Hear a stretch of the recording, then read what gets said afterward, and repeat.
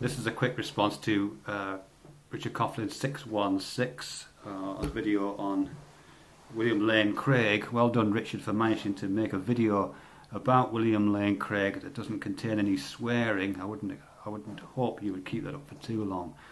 I hate to say it, but he's kind of right, but the kind of right he is in a really trivial sense. He says that the general phrase which he attributes to atheists specifically, that you can't prove a negative, he says that's wrong. You can indeed prove negatives, he says, and he gives 3 examples of negatives that you can prove. There are no Tyrannosaurus rexes, there are no Muslims in the Senate, and a different kind of negative in which there are no married bachelors. And he's right in those cases. And if whoever we are, were ever to say that in every and all cases that you can't prove a negative, we would be wrong. But it's sleight of hand on his part, and he's mistaken completely, because he's conflating cases in which the claims are made within a limited domain to claims that are made within a much more extensive or infinite domain or undefined domain. Let me just explain what I mean by that. Actually, the 3rd example he gives is a bit different, so I'll just do that one first. The statement "there are no married bachelors" is it's a response to one of Kant's analytical truths. An analytical truth is one which is true because it is internally coherent and the parts make analytical sense. So, a sentence like, a bachelor is an unmarried man is true, not because you need to point to any particular bachelor in the world, but because the parts of the sentence, the language makes it true. It's the language itself makes it true. And so when you say there are no married bachelors, it's true, but it's only the negation is the negation of the sense, not the negation of any kind of real bachelor out there in the world. It's a statement about language, not about the reality of the world. The first 2 examples he gives about Tyrannosaurus rex and about Muslims in the Senate are marginally more interesting, and this is that domain thing I mentioned. And the Muslims in the Senate one is probably the easiest illustration to get to.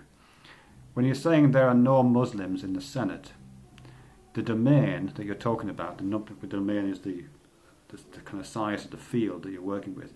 The domain is very limited. It's that number of people who are on the United States Senate. It's a limited number. And so effectively when you're operating in a domain like that and you're saying there are no Muslims here, you're expressing a count value.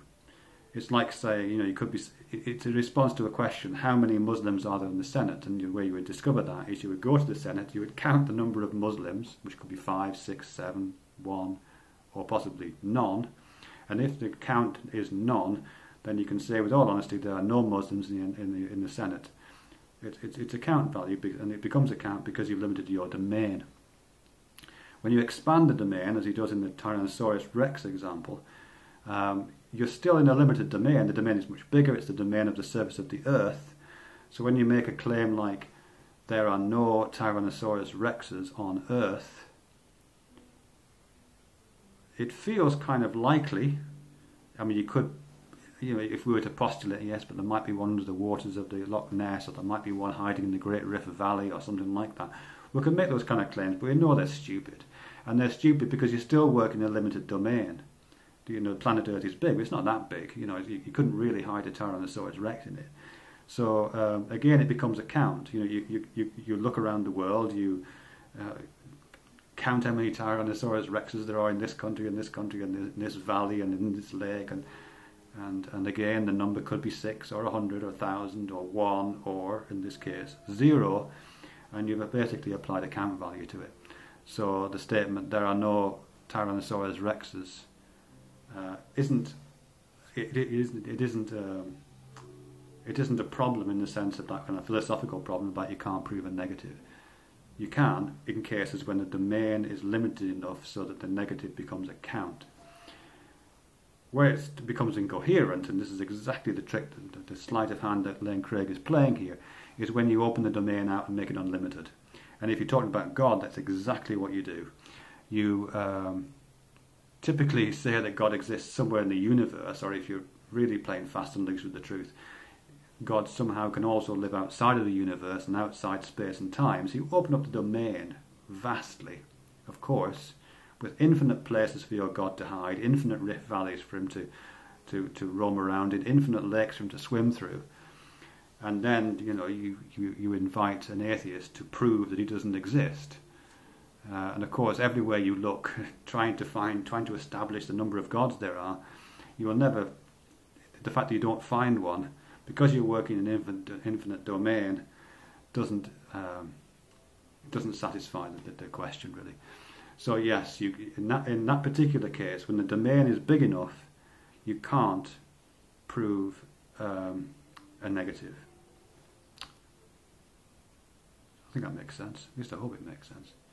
I mean, just to put the God example back into the examples that Lane Craig gives, just to illustrate its foolishness.